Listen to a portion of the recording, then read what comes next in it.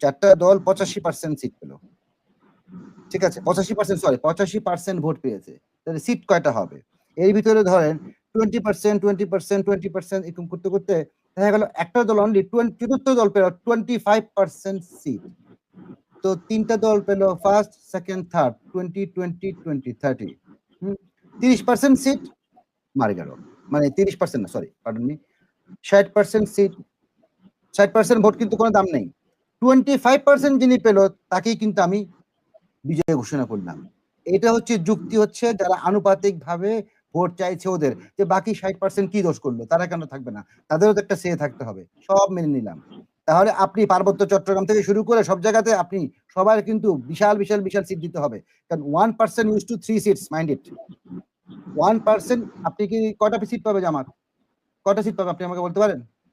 তো জামাত যদি এখন আপনি ধরেন 10% পায় ভোট, can you imagine what will be the how many, কতগুলো সিট হবে ওনাদের পার্লামেন্টে? 30টা সিট, 20% পেলে 60টা সিট। আমি এখন একটা প্রশ্ন করছিলাম, আসেন এবার কথায় যুক্তিতে আসেন, বুঝলাম। এনসিপি পেল 20%, জামাত পেল 20%, এখানেই তো 120, আরেকজন আর সবগুলো মিলে 30% পেল, তো সিটে তো 300টা, তো 150 versus 150, what kind of parliament? এটা তো পার্লামেন্টই গঠন হবে না, এটা কোনো সরকারি গঠন হবে না, it will be total failure. এবং আমরা এটা কেউ বুঝি না। আমি আমার প্রিয় বন্ধু ফরহাদ ভাইকে জিজ্ঞেস করেছিলাম, প্রফেসর ফরহাদ হোসেনকে, ফরহাদ ভাই আপনি কি আপনার স্টুডেন্টদেরকে, একটা ইউনিভার্সিটির ছাত্রদেরকে শিক্ষা দিয়েছেন যে কেমন করে ভোটটা দিতে হবে, কাকে ভোট দিতে হবে, কি পদ্ধতিতে ভোট দিতে হবে? উনি বলে, ভাই আমার মাথায় এটা ঢুকছে না, আপনি আমাকে একটু বুঝিয়ে বলুন। আমি বললাম যে আমার মাথায় ঢুকে নেই, আমি 16টা না 17টা ডকুমেন্টারি দেখে 6 ঘন্টা পড়াশোনা করে এটা বের করেছি। এটা যদি ওনার মতো প্রফেসর আর আমার মতো সাধারণ একটা লোকের মাথায় ঢুকতে এত কষ্ট লাগে, তাহলে আপনি সাধারণ জনগণের মাথায় কিভাবে ঢুকাবেন? আমরা তো থেকে এডুকেটেড করি নাই। দিস আনুপাতিক নির্বাচনটা হচ্ছে টোটাল একটা বোগাস পদ্ধতি আমার কাছে, ইট ইজ কমপ্লিটলি ইউজলেস।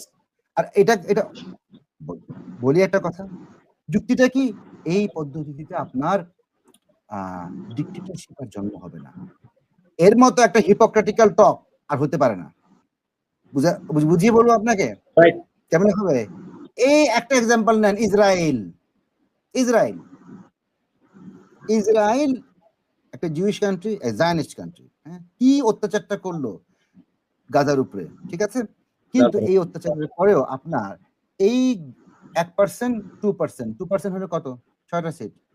আপনি কি জানেন এই 6টা সিটের 6 জন এই লম্বা লম্বা চুল রাবাই, ওদের পাদ্রী, হ্যাঁ, আলট্রা অর্থোডক্স, মানে কড়া মোল্লা, ইহুদি মোল্লা ওরা, হ্যাঁ, ওরা ডমিনেট করে নেতানিয়াহু সবকিছু। কালকে যদি নেতানিয়াহু এদিক থেকে ওদিকে যায়, বলে ইউ গেট আউট, আর পাওয়ার থাকবে না, সে একটা কিচ্ছু করতে পারবে না। দে কন্ট্রোল হোল আমেরিকা, ইভেন পুরো আমেরিকান ইকোনমি কন্ট্রোল করে তারা, just like Rothschild, Bilderberg group. দর্শকদের জন্য বলছি, ইউটিউবে খুঁজে দেখে নেন, Bilderberg group, Rothschild, ROTHS child, এরা সব কিভাবে আজকের থেকে অনেক বছর আগে 1800 সালের শেষের দিকে থেকে শুরু করে এই তুরস্কের খেলাফত কেমনে ধ্বংস করেছে, কেমনে তারা এই মাত্র 19টা পরিবার সারা পৃথিবীর অর্থনীতি চালায়, এবং এরা সবাই ইহুদি, 99% ইহুদি। কোথায় কার সাথে কি যুদ্ধ করবেন আপনি?